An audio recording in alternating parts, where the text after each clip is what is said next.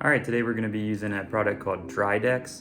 You can get it at Lowe's for under $6. We have a hole in our wall that we need to fix. Very small. We don't need to use any drywall or anything, so we're just going to throw some of this on there. What's great about this is you put it on and it's pink.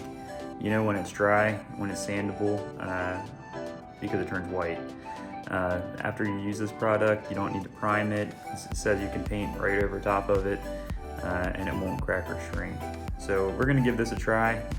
Like I said, you can get it at Lowe's. I think you can probably get it at Home Depot for under $6. So yeah, so let's see how it works.